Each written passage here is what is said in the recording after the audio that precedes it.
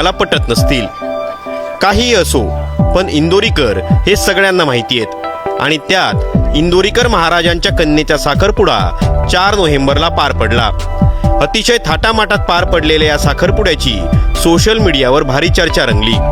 कुणी या साखरपुड्याचं कौतुक केलं, तर कुणी झगमगाटावरून टीकाही केली. पण या सगळ्यांना एकच प्रश्न पडला, इंदोरीकर महाराजांनी ज्यांच्या हातात आपल्या मुलीचा हात दिला, तो इंदोरीकर महाराजांचा जावई नक्की कोण? तर याच प्रश्नाचं उत्तर आम्ही तुम्हाला या व्हिडिओत देतोय. त्यामुळे हा व्हिडिओ शेवटपर्यंत नक्की पहा. सगळ्यात पहिला प्रश्न, इंदोरीकर महाराजांच्या मुलीचा साखरपुडा कधी झाला आणि जावई कोण? तर इंदोरीकर महाराजांना एक मुलगी आहे.